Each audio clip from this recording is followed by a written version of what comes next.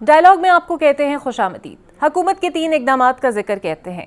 پہلی خبر یہ ہے کہ حکومت نے نقصان میں چلنے والے 1700 یوٹیلیٹی سٹورز کو بند کرنے اور اس میں کام کرنے والے ہزاروں ملازمین کو فارغ کرنے کا فیصلہ کیا ہے اور اس فیصلے پر جلد عمل درآمد ہوگا۔ حکومت کی دوسری انتہا یہ ہے کہ وہ تنخواہ دار طبقے پر بہت زیادہ بوجھ ڈالے جانے کو تسلیم تو کرتے ہیں، لیکن فوری ریلیف دینے سے یہ کہہ کر معذرت کر لیتے ہیں کہ ملک کی معیشت ٹھیک نہیں اور حکومت اس ریلیف کی متحمل نہیں ہو سکتی۔ تیسری انتہا یہ ہے کہ وفاقی کابینہ کی تنخواہ میں 188% اضافہ ہو گیا ہے اور اب سے وفاقی کابینہ کے اراکین کو ماہانہ 5,19,000 روپے ملیں گے۔ کابینہ اراکین کو بطور رکن اسمبلی ملنے والی تنخواہ الگ ہے، مرات الگ ہے، یعنی کہ ملک کے عوام کو ریلیف دینے کے لیے حکمرانوں کے پاس دلاسوں، طفل تسلیوں اور سہانے خوابوں کے علاوہ کچھ نہیں، لیکن خود کو اور اپنوں کو نوازنے کے لیے خزانے کے منہ موڑ دیے جاتے ہیں۔ یہاں نہ تو IMF کی مجبوری آڑے آتی ہے اور نہ ہی خراب معاشی حالات راستے کی رکاوٹ بنتے ہیں۔ دوسری جانب تنخواہوں میں سینکڑوں فیصد کا اضافہ کرنے والے ملکی سیاستدان ملک و قوم کی خاطر کچھ لمحے ساتھ گزارنے، دہشت گردی جیسے مشترکہ مسئلے پر اتفاق رائے پیدا کرنے میں بھی ناکام دکھائی دیتے ہیں۔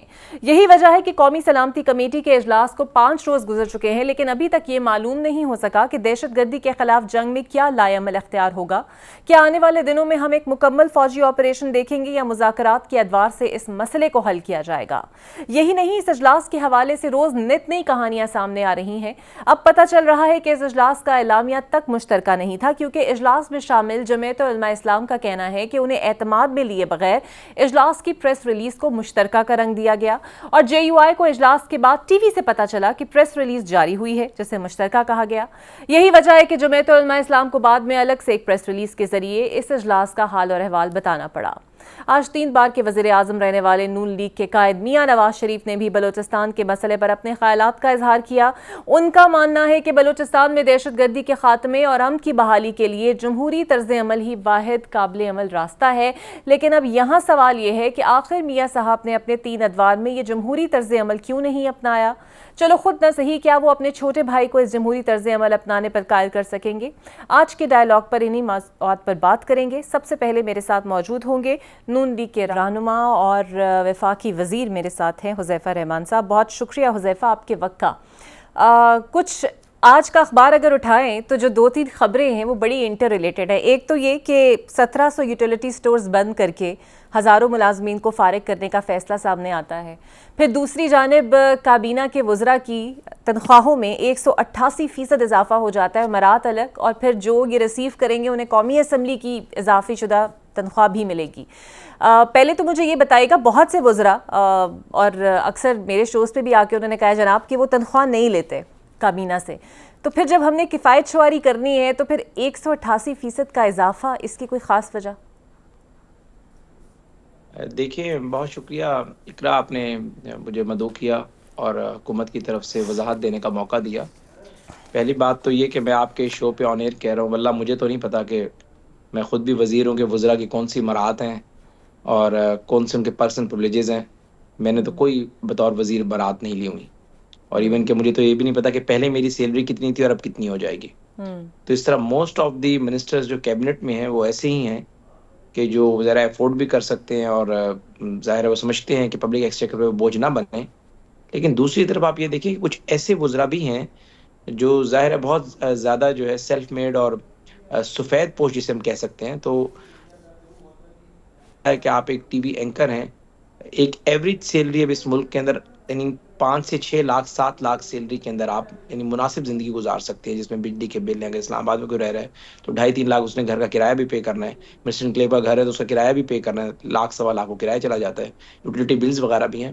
تو ظاہر ہے میں نہیں سمجھتا کہ ظاہر ہے کسی اور سے اگر آپ بات کریں گے، ممکن ہے بہت سارے ہمارے جو کولیگز ہیں، آپ یعنی ان کا جو ایک بھرم ہے وہ توڑنے کی کوشش کی جائے۔ تو آپ یہ دیکھیں کہ پہلے وزراء کی، مجھے آج ٹی وی سے ہی پتہ چلا، اخبارات سے پتہ چلا کہ وزراء کی تنخواہ پہلے غالباً کوئی 1,80,000 تھی، اب وہ بڑھ کر کوئی 4 یا 5 لاکھ کے قریب ہو گئی ہے۔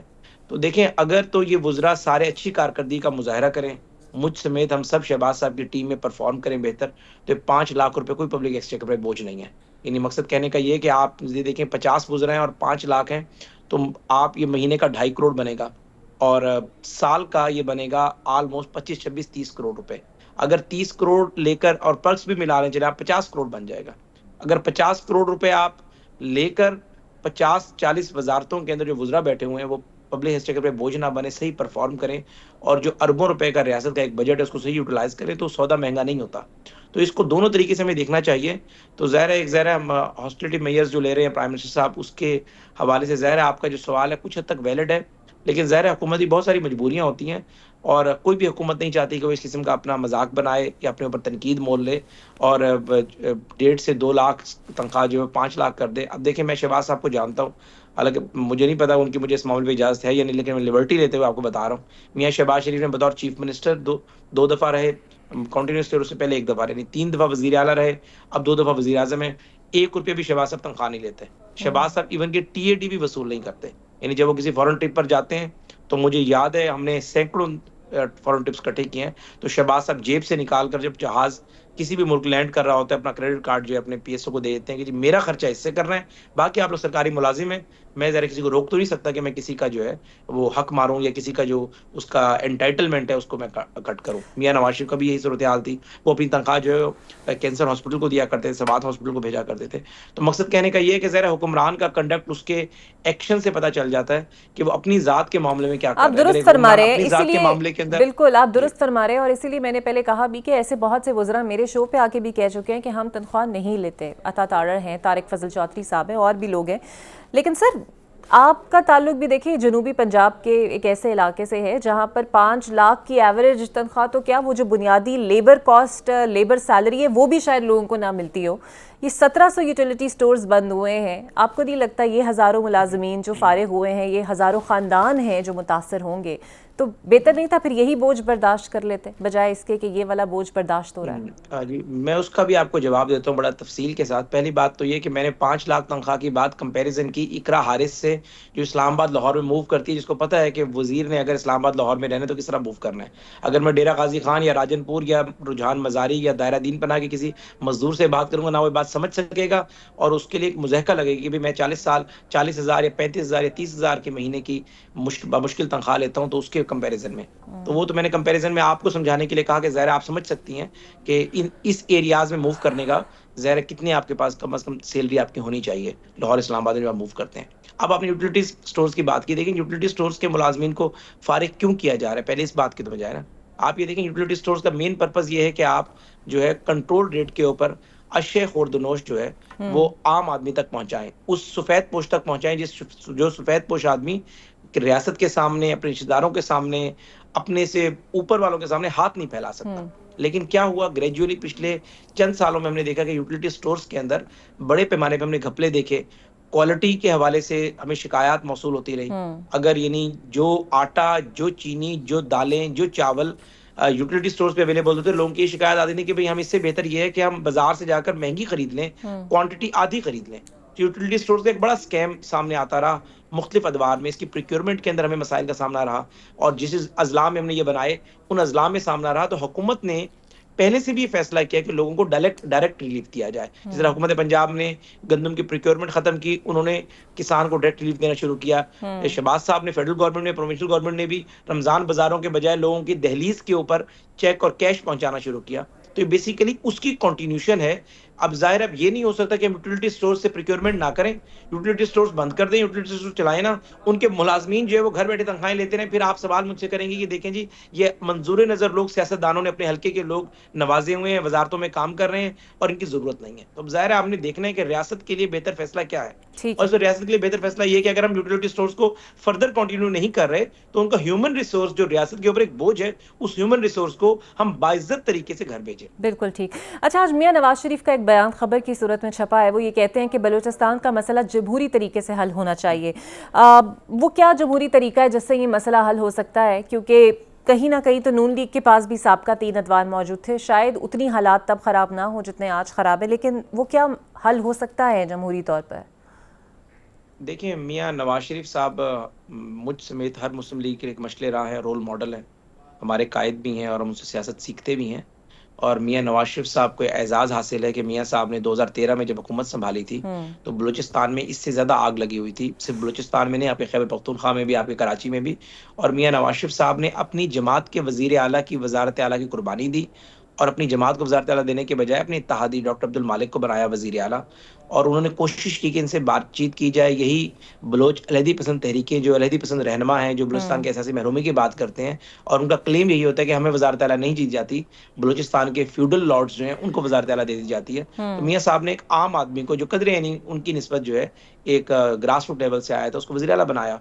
تو میاں نواز شریف صاحب نے اب بھی جو ظاہر یہ بات کی ہے، میاں صاحب کا ایک فہم و فراست ان کا ویژن ہے، اور اگر وہ بطور مسلم لیگ نون کے قائد اور جماعت کے صدر کی حیثیت سے سمجھتے ہیں کہ ایک بینگ ڈیموکریٹ کہ وہ کہتے ہیں ڈیموکریسی از بیسٹ ریونج، اور ہر حال میں آخری جو ہے حد تک جانا چاہیے جمہوریت کی کامیابی کے لیے، تو میاں صاحب کے اس بیان کو آپ اسی انداز میں لیں کہ میاں صاحب اب بھی یہ چاہتے ہیں کہ امن کو آخری موقع دیا جائے، اور وہاں کے جو لوگ ایسے ہیں جو ریاست سے بات چیت کر سکتے ہیں یا کرنا چاہتے ہیں، یا انہوں نے وہ ریڈ زون کراس نہیں کیا، ان سے بات چیت کرنے میں کوئی ممانعت نہیں ہے. اور لیکن ظاہر ہے میاں نواز شریف صاحب کی سربراہی میں مسلم لیگ نون نے ماضی میں بھی آپریشنز کیے، لا اینڈ آرڈر کو بہتر کیا، اور اب بھی اگر ریاست فیصلہ کرے گی، مسلم لیگ نون کی حکومت فیصلہ کرے گی، تو اس فیصلے کو میاں نواز شریف صاحب کی پوری حمایت حاصل ہوگی اور ان کی منظوری شامل ہوگی اور اس کے اندر. لیکن ٹھیک ہے. ظاہر ہے ایک سیاسی رہنما کا اسی طرح کا بیان بنتا ہے جو میاں صاحب نے دیا کہ بلوچستان کے عام آدمی کو یعنی پیغام جانا چاہیے، جو کہ ڈیرہ بگٹی میں بیٹھا ہوا ہے، جعفر آباد میں بیٹھا ہوا ہے، مسلم باغ میں بیٹھا ہوا ہے، ذوب میں بیٹھا ہوا ہے، کوئٹہ میں، چمن میں، کہ میاں نواز شریف جو پنجاب کے یعنی ایک لیڈر ہیں اور ملک کی ایک بڑی جماعت کے مقبول رہنما ہیں، ان کو ہمارا یعنی درد موجود ہے اور وہ چاہتے ہیں کہ ہم سے بات چیت کی جائے. اب دیکھیں اگر بات چیت وہ نہیں کرتے تو ظاہر ریاست میں سارے آپشن موجود ہیں، لیکن اگر میاں صاحب کا جو بیان سامنے ہے، جو آپ نے مجھے بتایا، میری بھی نظر سے نہیں گزرا، تو اس بیان کو پازیٹیو انداز میں لینا چاہیے. بالکل صحیح. سر، آپریشن ہو، مذاکرات ہوں یا ٹارگیٹڈ کارروائیاں ہوں، ان کیمرہ اجلاس کے بعد ظاہری بات ہے ایک اتفاق رائے ضروری ہے.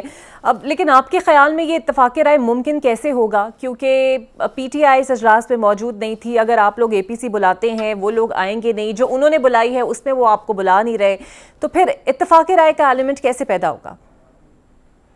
دیکھیں جی اقرا، آپ نے بہت خوبصورت بات کی. پہلی بات تو یہ ہے کہ اے پی سی کا پرپز کیا ہے کہ کنسنسس ڈیولپ ہو، اور اس کنسنسس کی روشنی میں حکومت ایک آپریشن کرے، یا حکومت جو بھی نیگوسیشنز کرے یا ٹارگیٹڈ کارروائیاں کرے. اور جو نیشنل سیکورٹی کونسل کی میٹنگ بلائی، وہ بھی ظاہر حکومت نے اسی مقصد کے لیے بلائی کہ حکومت ایک فیصلہ ساز ہے، اور فیصلہ ساز نے فیصلہ کیا کہ وہ تمام سیاسی قوتوں کو، جو سیاسی جماعتیں ہیں، ان کو آن بورڈ لے. آپ مجھے بتائیں کہ جس جماعت کے پاس اگر اختیار ہی نہیں ہے فیصلے کا، وہ اگر کہے کہ جی میں اے پی سی بلا رہی ہوں، اس کا مطلب یہ ہے کہ وہ سیاسی پوائنٹ سکورنگ کے لیے کام کر رہی ہے نا. وہ یہ تو ضرور کہہ سکتی ہے کہ حکومت کی اے پی سی کو اس انداز میں بہتر کیا جا سکتا ہے، حکومت کو ہم اپنی پازیٹیو ریکمنڈیشنز دیں گے، حکومت کی اے پی سی میں شرکت کرنے کے بعد ہم اپنا وائٹ پیپر جاری کریں گے، یا حکومت کو جو ہمارے تحفظات ہیں وہ ہم بیان کریں گے، پھر میڈیا پہ بھی آ کر بتائیں گے. اس بات میں تو منطق سمجھ آتی ہے کہ جی ہمارا نقطہ نظر یہ ہے، ہمارا ان سے رائے کا اختلاف ہے. آپ یہ کہیں گے میں نے اپنی 2 انچ کی اپنی مسجد بنا لینی ہے، تو پھر مجھے تکلیف ہوتی ہے جب ہم قومی اتحاد کی بات کریں، قومی یکجہتی کی بات کر رہے ہیں، اور اس بلوچستان کے آپریشن اور بلوچستان کے حل کے لیے ہمیں قومی آپریشن کی بات کر رہے ہیں، تو پھر کہنا پڑتا ہے کہ آپ یہ اے پی سی مہربانی فرما کر خیبر پختونخوا کے اندر جو 12 سال پہلے ہم نے دہشت گردی ختم کی تھی وہاں سے، اور 12 سال سے آپ لوگوں کی حکومت ہے، آپ لوگوں نے وہاں دہشت گردوں کو لا کر بسایا. آپ لوگوں نے جس سواد سے ہم نے مولوی فضل اللہ اور تمام تحریک طالبان پاکستان کے دہشت گردوں کا کلاکما کیا تھا، آپ لوگوں نے گڈ طالبان اور بیڈ طالبان کی اصطلاح متعارف کرائی. تو مہربانی کر کے وہاں کے لیے بھی اے پی سی بلا لیں، اور اس اے پی سی میں نون لیگ، بالکل نون لیگ کی جو صوبائی قیادت ہے وہ شرکت بھی کرے گی. آپ اس پہ بھی اے پی سی بلائیں کہ 1 مہینے آپ کا پارا چنار نو گو ایریا بنا رہا، اس پہ بھی آپ اے پی سی بلا لیں نا، وہاں پر درجنوں ہم بات ہوئی. تو مقصد کہنے کا یہ ہے کہ اس طرح کی بات جب نون لیگ کرتی ہے تو فوراً میڈیا کا ایک ہلکا اٹھ کر کہے گا کہ جی دیکھیں جی آپ قومی اتحاد اور قومی یکجہتی کے بجائے تنقید شروع کر رہے ہیں. یہ تنقید آپ تب ہوتی ہے جب سامنے والا فریق جو ہے صرف پوائنٹ سکورنگ کی بات کرتا ہے، اور سامنے والا فریق صرف ایک جماعت کو اپنی پوائنٹ سکورنگ کے لیے ریاست کے حوالے سے دیوار سے لگانے کی کوشش کرتا ہے. بالکل صحیح. اچھا، رانا ثناء اللہ کہتے ہیں کہ بانی پی ٹی آئی اگر صدقے دل سے معافی مانگے تو گناہ معاف ہو سکتے ہیں، معافی مل سکتی ہے. پہلی بات تو یہ پی ٹی آئی تو آج تک مانتی نہیں ہے کہ انہوں نے 9 مئی کا کچھ کیا ہے، بلکہ وہ یہ کہتے ہیں کہ کچھ شرپسندوں نے کیا ہے جو ان کے مخالفین نے فٹ کیے. پھر دوسرا، صدقے دل پر معافی مانگنے سے ان کو معافی کس طرح مل سکتی ہے؟ کیونکہ یہ کام تو عدالتوں کا ہے. تو کیا یہ آفر ہر قیدی کے لیے ہے کہ وہ بھی معافی مانگ لے اور باہر آ جائے؟ جی رانا صاحب بہت سینئر اور بڑے زیرک پولیٹیشین ہیں، اور یہ ان کا اپنا نقطہ نظر ہے، لیکن چونکہ میرا ان سے ایک ذاتی تعلق ہے، ایک دوستی ہے، میں جانتا ہوں. اور رانا صاحب عمران خان کو آپ اور مجھ سے بہت زیادہ سمجھتے ہیں. انہیں پتہ ہے کہ عمران خان نے نہ صدقے دل سے معافی مانگنی ہے، اور نہ اس نے اپنی نیت ٹھیک کرنی ہے، اور نہ ہی اس طرح کی کوئی بات چیت ہونی ہے. یہ ایسے ہی ہے کہ آپ یہ کہیں کہ جی سورج جو ہے وہ آج مغرب سے طلوع ہو رہا ہے، تو وہ ظاہر ہے ایک چیز جو ہونی ہی نہیں ہے. تو وہ رانا صاحب کو چونکہ عمران خان کی فطرت سے بخوبی آگاہ ہے کہ نہ وہ قومی اتحاد کی بات کر سکتا ہے، نہ وہ قومی یکجہتی کی بات کر سکتا ہے. اس نے وہی بات کرنی ہے جو کہ متنازع بات ہو، اس نے وہی بات کرنی ہے جس سے اس کو لگے کہ میرا نیریٹو بک رہا ہے، اس چیز سے قطع نظر کہ ریاست اس کی کیا کاسٹ پے کر رہی ہے. آپ کی بات درست ہے، عمران خان کو اگر وہ صد کے دل سے معافی بھی مانگیں گے، رانا صاحب کی بات کو میں بڑا بھی کر دوں، تب بھی ظاہر ہے وہ چیزیں جو ہے ریاست کے سامنے آئیں گی، عدالتوں کے سامنے آئیں گی، اور انہیں ریلیف عدالتوں سے ہی مل سکتا ہے. بالکل کسی ٹھیک بھی ہے. شکل میں وہ ریلیف ملے، چاہے انہیں جو ہے کسی NRO کی شکل میں ہم ریلیف دیں، چاہے ہم انہیں کوئی خان صاحب کے کیسز واپس لیں. وہ ظاہر ہے اب وہ اس وقت کنوکٹڈ قیدی ہیں، اور کنوکشن جس بندے کی ہو جائے اس کو بہرحال عدالتوں کے ذریعے ہی اس کنوکشن کو انڈو کیا جاتا ہے نا. تو رانا ثناء اللہ صاحب کی بات کو بھی اگر ہم آگے بڑھائیں تو خان صاحب جب صد کے دل سے معافی مانگیں گے، پھر ریاست جو ہے وہ بڑا دل کرے گی، اور ریاست کوشش کرے گی کہ عدالتیں جو تھوڑا بہت ریلیف دے سکتی ہیں وہ انہیں دیں. بالکل تو اس صحیح. بات کو آپ اس انداز میں لیں. اچھا، جمعیت علماء اسلام نے الزام لگایا ہے کہ JUI کو اعتماد میں لیے بغیر اس ان کیمرہ اجلاس کے بعد جو پریس ریلیز تھی وہ جاری کی گئی، اور انہیں ٹی وی دیکھ کر پتہ چلا کہ کوئی اعلامیہ جاری ہوا ہے، جس کے بعد انہوں نے بھی الگ سے اعلامیہ جاری کیا. ایسا ہی ہوا تھا؟ دیکھیں، ان کیمرہ میٹنگ ہوئی. ان کیمرہ میٹنگ کے اندر ظاہر ہے دو میجر اس کے اندر سٹیک ہولڈرز تھے. ایک آپ کی پولیٹیکل قیادت جس میں حکومت ہے، وزیر اعظم صاحب ہے، اور ایک آپ کی عسکری قیادت ہے. اگر آپ اس پریس ریلیز کا نچوڑ دیکھیں تو بیسیکلی جو آپ کی ملٹری قیادت ہے، عسکری قیادت کی اس پورے فورم کو بریفنگ کے بعد جو حکومت نے مناسب سمجھا وہی حکومت نے پریس ریلیز جاری کی اس ساری صورتحال کے پیش نظر. اب اس میں اگر فضل الرحمان صاحب یا ایون کے MQM یا ایون کے پیپلز پارٹی یا ایون کے کوئی ایک جماعت جس جماعت کا ایک MNA وہ اٹھ کر یہ کہے کہ جی مجھے اس پریس ریلیز کا ڈرافٹ مجھ سے اپروو نہیں کرایا گیا، میں سمجھتا ہوں کہ یہ غیر ضروری بات ہے. بیسیکلی اس دن اس میٹنگ کا وہ میٹنگ منٹس تھے، وہ پریس ریلیز جو ہے اس کو آپ اس انداز میں لیں گے وہ اس میٹنگ کا پورے دن کا 2 گھنٹے 3 گھنٹے کی جو میٹنگ تھی اس کا نچوڑ تھی. تو اگر آپ اس میں کہیں کہ جی ہمیں اعتماد میں نہیں لیا گیا تو میرے خیال سے مناسب نہیں ہے. لیکن ظاہر مولانا فضل الرحمان ایک زیرک سیاستدان ہے، ان کا اپنا ایک ویژن ہے، اس پہ بہتر رائے وہ دے سکتے ہیں. لیکن میں سمجھتا ہوں کہ اس طرح کی جب بھی میٹنگز ہوتی ہیں اس میں حکومت ایک اعلامیہ جاری کرتی ہے اور وہی حتمی اعلامیہ ہوتا ہے. بالکل صحیح. بہت شکریہ آپ کا حذیفہ رحمان. باقی وزیر مملکت میرے ساتھ موجود تھے. دیکھتے ہیں حکومتی اقدامات کے نتیجے میں عید کے بعد اگر APC بلائی جاتی ہے تو PTI اس کا حصہ بنتے یا نہیں بنتی. ایک بریک لیتے ہیں، بریک کے بعد آپ سے ملتے ہیں. Welcome back. اور اب میرے ساتھ موجود ہوں گی پاکستان تحریک انصاف کی سینئر رہنما اور سینیٹر ڈاکٹر زرقا. بہت شکریہ آپ کا ڈاکٹر زرقا صاحبہ. KP اور بلوچستان میں دہشت گردی تو ہے، لیکن کیا وجہ ہے کہ آپ لوگ نہیں سمجھتے کہ آپریشن ہونا چاہیے؟ کیونکہ ویسے تو آپریشن کی باقاعدہ کوئی بات بھی نہیں ہوئی، لیکن پھر بھی علی امین صاحب بار بار اس کی مخالفت کر رہے ہیں. جی، KP اور بلوچستان میں عوام کو انگیج کرنا بہت ضروری ہے، اور فاٹا میں جس طرح سے پرومس کیا گیا تھا جب فاٹا کا مرجر کیا گیا تھا 2018 میں، ہماری حکومت سے پہلے مرجر کیا گیا تھا، اس میں وعدے وعید کیے گئے تھے کہ وہاں پر یوتھ کو انگیج کیا جائے گا، جابز دی جائیں گی، انفراسٹرکچر ڈیولپ ہوگا، اور 100 ارب ہر سال پاکستان کی حکومت نے دینے کو وہاں پر پلیج کیا تھا. 6 سال ہو گئے، 600 ارب کے بجائے ابھی تک صرف 100 ارب دیا گیا ہے. وہاں پر بہت پسماندگی ہے، اور یہی وہ سب سے بڑا مسئلہ ہے جس کی وجہ سے دہشت گردی کسی جگہ میں بھی پنپتی ہے. جب لوگوں کو بجلی، گیس، نوکری، پانی نہیں ملے گا، روزگار نہیں ملے گا، تو پھر جو ان کو جو بھی چیز دینے کے لیے تیار ہوگا وہ اسے لینے کے لیے تیار ہوں گے. اور ایک بہت امپورٹنٹ چیز ہے کہ آپ KP کے لوگ اور پاکستان کے لوگ جنہوں نے 8 فروری کو 2024 کو عمران خان کو ووٹ دیا تھا، کسی لیڈر کو اور ووٹ نہیں دیا تھا، عمران خان کی تصویر پہ ٹھپا لگایا تھا، اور کبھی بینگن، کبھی جوتا، کبھی کدو، اور کبھی مطلب عجیب عجیب چیزیں تھیں جن پہ لوگوں نے ڈھونڈ ڈھونڈ کے ٹھپے لگائے تھے. تو عمران خان صاحب کو تقریباً 2 سال ہونے کو ہیں جیل میں. جب تک آپ ان کو جیل سے نہیں نکالیں گے عوام کا کانفیڈنس نہیں آئے گا حکومت میں. کیونکہ دیکھیے نا، ان 3-4 سالوں میں آپ نے ہر دنیا کا حربہ استعمال کر لیا، سختی آپ نے کی، چادر 4 دیواری کو آپ نے ختم کیا، لوگوں کے گھروں میں، خواتین کے گھروں میں جا کے جو کچھ ہوا، میرا اپنا بچہ کڈنیپ ہوا، یہ سب باتیں پچھلے پاکستان میں ہم نے پہلے نہیں سنی. اور جس قسم کی سختی کی جا رہی ہے لوگوں پہ، اور آپ لوگوں سے عوام، ہم سب پاکستانی ہیں، ہمارے اس وقت کے حکمران، نون لیگ، شہباز شریف صاحب، سب لوگ پاکستانی کہتے تو ہیں نا اپنے آپ کو، بے شک انگلینڈ میں رہتے ہو. تو جب ہم سب پاکستانی ہیں تو ہمارے ساتھ اتنا ظلم کیوں ہو رہا ہے, اتنی سختی کیوں ہو رہی ہے؟ ڈاکٹر صاحبہ یہ بتائیے گا, اپنے لوگوں کو سامنے بٹھا کے بات کو سارٹ آؤٹ کریں. جی اچھا, پی ٹی آئی نے سیکیورٹی کمیٹی اجلاس سے بائیکاٹ کیا, آپ کو لگتا ہے یہ درست فیصلہ تھا, اور کیا پی ٹی آئی مطمئن ہے, کیونکہ جے یو آئی نے بھی شکوہ کیا ہے کہ آپ لوگوں نے پہلے اس معاملے پر انہیں آن بورڈ نہیں لیا؟ دیکھیے, آپ نے ہمارے لیڈر کو اور ساری ہماری جو لیڈرشپ تھی بشمول شاہ محمود قریشی صاحب کے, سب کو آپ نے جیل میں رکھا ہوا ہے. اور جو حالات ہیں, جب آپ دیکھیں نا اس وقت حاکم حکومت جو ہے جس کے پاس سارے اختیارات ہیں, ہمارے پاس تو کچھ بھی نہیں ہے. ہماری حکومت بھی لے لی, ہمیں اندر بھی ڈال دیا, ہمارے کسی قسم کے آپ لیگل کیسز بھی نہیں آپ کر رہے, آپ سول کورٹس میں تو ہمارے سزائیں بھی نہیں ہوئی بہت سی.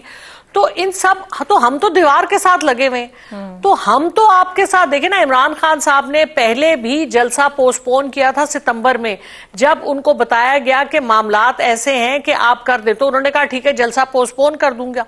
لیکن آپ جب تک ان کو آن بورڈ نہیں لیں گے, جب تک آپ ان کے ساتھ بات نہیں کریں گے, یہ جس طرح سے ڈیل کیا جا رہا ہے جیسے کوئی پتہ نہیں کتنا بڑا کوئی کرمنل ہے. ابھی دیکھیں نا 190 ملین پاؤنڈ کی کہانی کرتے تھے, تو 190 ملین پاؤنڈ تو اب شہباز شریف صاحب نے خود لے کے دانش یونیورسٹی بنا دی ہے. وہی 190 ملین پاؤنڈ جس کا شہباز شریف صاحب اور ان کا سارا جو کیبنٹ ہے وہ ڈنڈورا پیٹتی تھی کہ عمران خان کے نام ہو گئے. تو بتائیں اب انہوں نے کیسے لے لیے دانش یونیورسٹی کے لیے؟ تو یہ سب بنایا ہوا جھوٹ کے پلندے ہیں, اور ان کے پیچھے کچھ بھی نہیں ہے. اور مسئلہ یہ ہے کہ عوام سمجھتی ہے کہ ان کے پیچھے کچھ نہیں ہے, عوام جانتی ہے کہ ان کے ساتھ دھوکہ کیا جا رہا ہے. تو اس لیے عوام حکومت کے ساتھ آن بورڈ نہیں ہے, اور کوئی ملک اپنے علاقے میں کسی قسم کا آپریشن نہیں کر سکتا جب تک عوام آپ کے پیچھے نہ کھڑی ہوں. بالکل صحیح. تو اگر عوام آپ کے ساتھ نہیں ہے تو وہ دہشت گرد کسی کے گھر میں تو بیٹھتے ہیں نا.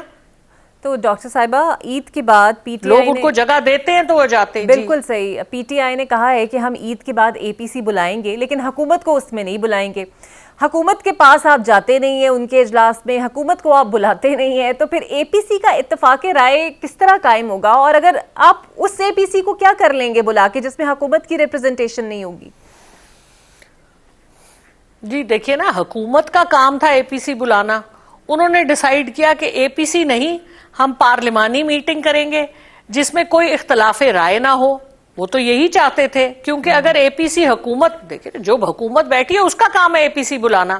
انہوں نے اے پی سی نہیں بلائی کیونکہ اختلاف رائے سے ان کو خوف ہے. تو جب اختلاف رائے حکومت نہیں دیکھ سکتی تو پھر جو لوگ اختلاف کر رہے ہیں وہ پھر خود بیٹھ کے بات کریں گے. دیکھیں نا, آپ سپیس تو دے نہیں رہے. کیا پرابلم تھی, حکومت نے کیوں نہیں اے پی سی بلائی؟ ہمارا کام تو نہیں ہے اے پی سی بلانا.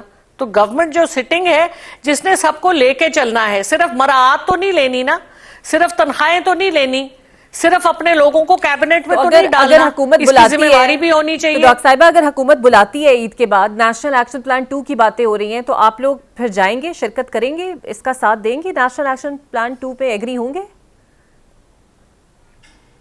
دیکھیں جی, عمران خان صاحب کو آپ جیل سے نکالیں, آپ ان کو آن بورڈ لیں, کہیں تو آپ کو بھی کچھ سپیس دینی ہے نا. بالکل ہمارا ملک ہے, جب تک, میں تو ہمیشہ سے کہتی ہوں کہ سب لوگوں کو کٹھے ہو کے چلنا ہے تو ملک ترقی کرے گا. اور یہ میری ذاتی ناقص رائے میں تو ایک پارٹی دو پارٹیوں کا مسئلہ ہی نہیں ہے. ملک کا مسئلہ ہے, اور ملک ہمارا ہے. ملک ہوگا تو سیاست بھی ہوگی, ملک ہوگا تو سب کچھ ہوگا. تو ملک کیسے ہوگا جب آپ نے لوگوں میں اتنے تفرقے ڈالے ہوئے ہیں, جب آپ نے لوگوں کو اتنا بانٹ کے رکھا ہوا ہے, جب آپ لوگوں کو انصاف نہیں دے رہے, جب آپ لوگوں کی بات نہیں سن رہے. بات سننا بہت ضروری ہے. جو بڑا گھر کا جو بڑا ہوتا ہے, والد صاحب ہوتے ہیں, والدہ ہوتے ہیں, جب ان کے بچے ان سے ناراض ہوتے ہیں تو وہ کیا ان کو کہتے ہیں مارنا پیٹنا شروع کر دیں, تو وہ کیا وہ بچے ان کے بات سنیں گے؟ طریقہ ہوتا ہے کہ آپ بچے کے ساتھ ایک طرف سے سختی کرتے ہیں, دوسری طرف سے آپ بچے کو بٹھاتے ہیں, اس کو پیار بھی کرتے ہیں, اس کو کہتے ہیں تیرے جو مسائل ہیں وہ ہم حل کریں گے, لیکن یہ تمہاری ریڈ لائن ہے, اس سے آگے تم نے نہیں جانا. تو یہ تو ہر دنیا کے بالغ انسان کو پتا ہے کہ کیسے آپ نے کوئی بھی سچویشن ٹھیک کرنی ہے. لیکن یہاں پر جو لوگ حکمران ہیں وہ پاکستان کے ساتھ بڑی معذرت کے ساتھ مخلص نہیں ہیں, کیونکہ اور ان کی نیت صاف نہیں ہے. پھر بڑی معذرت کے ساتھ, کیونکہ یہ صرف نیتوں کا فقدان ہے. ابھی آپ نے لوگ ذکر سب کیا نا اپنے ڈاکٹر گھروں میں صاحبہ، بہت اچھے ہیں. آپ نے کہا نا بانی کو باہر لے کر آئیں، تو رانا ثناء اللہ صاحب کہہ رہے ہیں کہ اگر بانی صدقے دل سے معافی مانگے تو ان کو معافی بھی مل سکتی ہے اور رہائی بھی مل سکتی ہے. کس سے معافی مانگے؟ کس بات کی معافی مانگے؟ بانی نے، عمران خان صاحب نے تو پہلے دن سے کہا ہوا ہے کہ جس کا قصور ہے اس کو آپ سزا دیں. لیکن آپ کے ہتھ کنڈے غلط ہیں نا جی. آپ نے دیکھیں کیا کیا اس حکومت نے. انہوں نے جتنے جج تھے، ان کو جوڈیشری سے ڈر ہے تو انہوں نے سپریم کورٹ کے جج ڈبل کر دیے، اور ہمارے اوپر انہوں نے یہ ظلم کیا کہ 25-30 لاکھ کی ان کو سیلریز دینی شروع کر دی، جبکہ عوام کے پاس نہ بجلی ہے، نہ پانی ہے، نہ ان کے پاس ان کے جائز حقوق ہیں. غریب آدمی کے منہ سے تو آپ نوالا چھین رہے، امیر آدمی کو آپ 1 روپے کا ٹیکس نہیں مانگ رہے اس سے. ٹریڈر سارا پاکستان کا آنکھوں کا تارا ہے اس حکومت کا. ٹریڈر 5,000 سے زیادہ کا ٹیکس دینے کو تیار نہیں ہے، جبکہ وہ کروڑوں روپے کماتے ہیں. اور جو اپنے ٹیکسز بھر کے دیتے ہیں، جو تنخواہ دار لوگ ہیں، ان پہ آپ 20%، 30% ٹیکس لگاتے ہیں. مجھے تو بہت آبجیکشن ہے جو ٹیچرز پہ اتنے ٹیکس لگتے ہیں، جو پی ایچ ڈیز کر کے اس ملک میں آ کے اپنے لوگوں کے لیے کچھ واپس دینا چاہتے ہیں. ان کو ہم ٹیکس کرتے ہیں، ان کو ہم سزا دیتے ہیں کہ تم پڑھا رہے ہو، بچوں کو تربیت کر رہے ہو. یہ سزا والی چیز ہے. جو جاہل لوگ ہیں، جو بیٹھ کے جو پڑھے لکھے نہیں ہیں، ان کو ہم انسینٹیوائز کرتے ہیں، ان کو ہم کھلی چھوٹ دیتے ہیں. تو اس ملک کی جو سوچ ہے، جو لانگ ٹرم پلان ہے، وہ سوائے تنزلی کے اور کہیں نہیں جا رہا. اور ملک میں بڑے اچھے دانش مند لوگ ہیں. آپ اچھے سمجھدار لوگوں کو اکٹھا کریں اور ان کی دانش مندانہ پالیسیز کو لے کے آگے چلیں. ملک ایسے نہیں چلنے والا. اچھا، اور آپ ملک کو خود تباہ کر رہے ہیں اور اس کے ذمہ وار بھی حکومت ہی ہوگی. بالکل ٹھیک. اچھا ڈاکٹر صاحبہ، عید کے بعد آپ کی تحریک کی، احتجاجی تحریک کی کیا تیاریاں ہیں؟ کیونکہ آخری اشرہ بھی آ گیا ہے. کوئی گرینڈ اپوزیشن الائنس کا جو پترا تھا اس میں بھی جان نہیں پڑی. مولانا صاحب بھی آپ سے بھی پورے رام نہیں ہوئے. تو پھر کیا عید کے بعد ایکسپیکٹ کریں کوئی تگڑی تحریک چلائی جائے گی تحریک انصاف کی جانب سے؟ دیکھیے جی، تگڑی تحریک تو چلے نہ چلے، لیکن آپ کے عوام آپ کے ساتھ نہیں ہے. ہمیں تو آپ نے دیکھے نا، ملک کے اندر جتنے لوگ ہیں ان کے اوپر جتنا زود و کوب آپ کر سکتے تھے آپ نے کر لیا. 3 سال سے آپ زود و کوب ہی کر رہے ہیں لوگوں کو. آپ مجھے بتا دیں اس کا کیا نتیجہ نکلا؟ کیا ملا؟ کچھ ملا؟ لوگوں پہ ظلم کر کے، لوگوں پہ زیادتی کر کے، بے گناہ لوگوں کو، جوان بچوں کے آپ نے روزگار چھین لیے، لوگوں کے آپ نے بچے اٹھائے، لوگوں کے گھر توڑ دیے، لوگوں کے کاروبار توڑ دیے. کیا ملا اس کے بعد؟ کرتے جائیں یہی کام، اس سے کچھ مل جائے گا. تو ہمیں تحریک نکالنے کی بالکل ضرورت بھی ویسے کوئی نہیں ہے، کیونکہ ہر آدمی اپنے گھر میں بیٹھے آپ کے خلاف ہے، حکومت کے خلاف ہے، حکومت سے اگری نہیں کرتا، نہ حکومت کی پالیسی سے، نہ حکومت کے طریقوں سے. تو آپ کسی کا دل نکال کے اس کو بدل تو نہیں سکتے نا. آپ اپنی حرکتیں صحیح کریں، آپ اپنی نیتیں ٹھیک کریں، آپ ملک کے ساتھ مخلص ہو جائیں. یا ایسے لوگ لے کے آئیں جن کو آپ نے خود ہی پہلے چور نہیں کہا اور اب آپ ان کو کہہ رہے ہیں یہ تو دودھ کے دھلے ہوئے ہیں. ارے بھائی، اس ملک میں کیا کوئی دیانتدار بندہ ہی نہیں بچا؟ ملک اسی لیے چل رہا ہے کہ یہاں پر نیک لوگ ہیں، دیانتدار لوگ ہیں جو اپنا کام کرتے ہیں. بالکل. صرف حکمرانوں میں وہ لوگ نہیں نظر آتے. ٹھیک ہے، بہت شکریہ آپ کا ڈاکٹر زرخا. میرے ساتھ سینئر رہنما تحریک انصاف کی موجود تھی. دیکھتے ہیں عید کے بعد اب کوئی تحریک واقعی چل پاتی ہے یا نہیں چل پاتی. یہاں صرف جس طرح وہ کہہ رہی ہیں کہ گھروں میں رہ کے ہی عوام احتجاج کر لیں تو بہت ہی بات ہے. ایک بریک لے لیتے ہیں، بریک کے بعد آپ سے ملتے ہیں. Welcome back. میرے ساتھ موجود ہوں گے پاکستان پیپلز پارٹی کے سینئر رہنما سابق وفاقی وزیر قمر زمان قاہرہ صاحب. بہت شکریہ قاہرہ صاحب آپ کے وقت کا. سر، آپ نے بھی سنا ہوگا قومی سلامتی کمیٹی کا اجلاس ہوتا ہے، تو پیپلز پارٹی کو آخر سمجھ کیا لگی ہے؟ کیونکہ ہمیں نہیں سمجھ آ رہی کہ آئدر آپریشن ہوگا، مذاکرات ہوں گے، اگر آپریشن ہوگا تو ٹارگیٹڈ ہوگا، یا پھر کچھ ایسا نیا ہوگا جو ہمیں نہیں پتا. دیکھیے، کمیٹی کی میٹنگ کے اندر تو جو گفتگو ہوئی اس کا اعلامیہ آپ نے بھی سنا، میں نے بھی سنا. اس میں پرنسپل فیصلہ کیا گیا کہ ریاست اب جو غیر معمولی نرمی کا مظاہرہ کرتی رہی مختلف گروپ کے احتجاجوں میں، اب نہیں ہوگا، اور ریاست کو قانون کی طاقت، جو قانون کی سختی ہے، اس کے مطابق ہارڈ کور ریاست بننا ہوگا. اب ریاست کو قانون پہ عمل کرنا ہے, رعایتیں نہیں دینی. اور دوسرا آپریشن, بالکل آپریشن کوئی چوائس ہوتا ہے, کوئی شوق سے کرتا ہے, کوئی اچھا آپشن ہے. آپریشن کا بھی اچھا آپشن نہیں رہا, یہ ہمیشہ مجبوری کے عالم میں ہوتا ہے.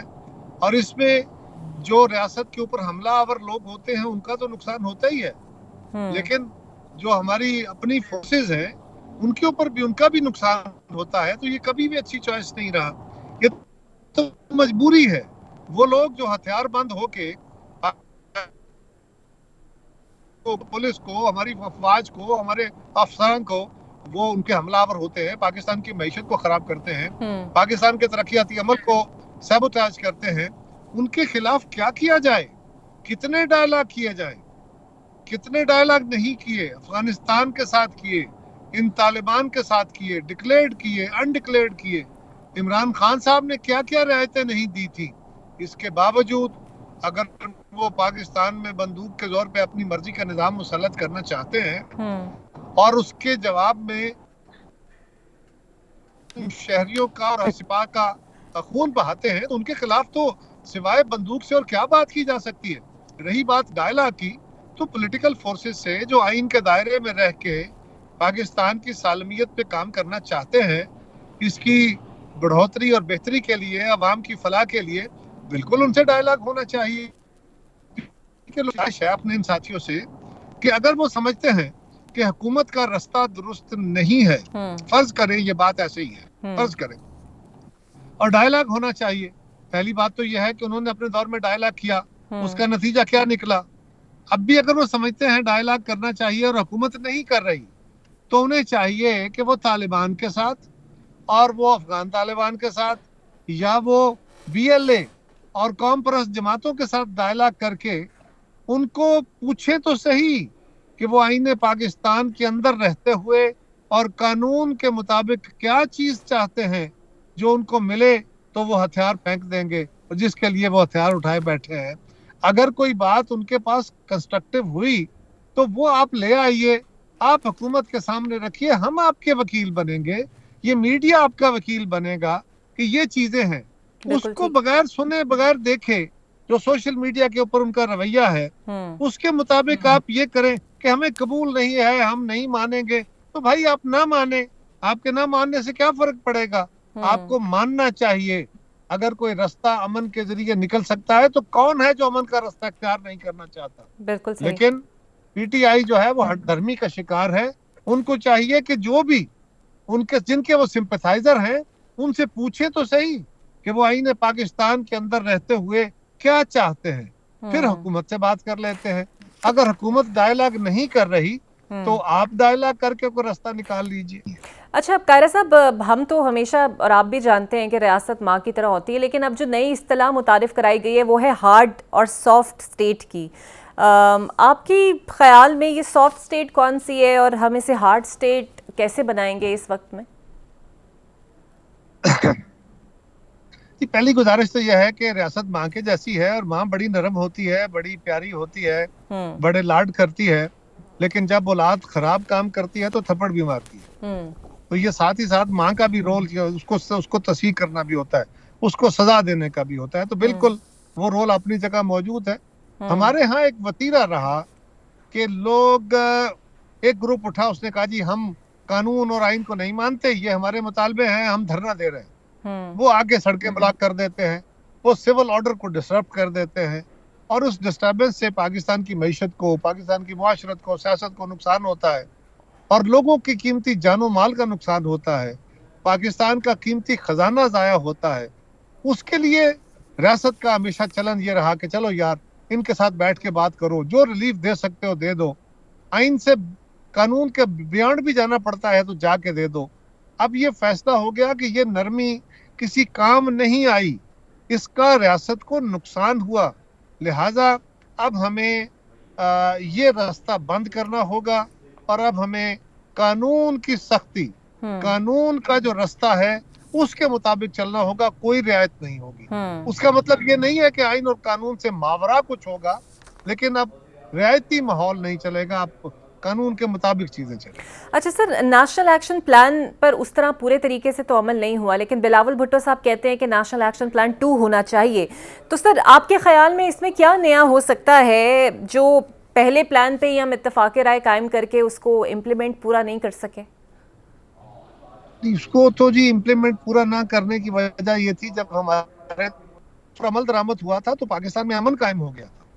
खान साहब के दौर में आके क्या हुआ कि उन तालिबान जो यहाँ से भाग के गए थे, जिनके बयानिया के खिलाफ रियासत पाकिस्तान ने एक बयानिया बनाया था और जिसमें मदरसा रिफॉर्म्स थी, एजुकेशनल रिफॉर्म्स थी और बहुत सारे एडमिनिस्ट्रेटिव मेजर्स थे, वो लेने का फैसला था, उस पे अमल दरामद रोक दिया और उन लोगों को जत्थे दर जत्थे अपने मुसल्ला जत्थे लेके, अपने हथियार लेके उनको पाकिस्तान में आके आबाद होने का हक दे दिया।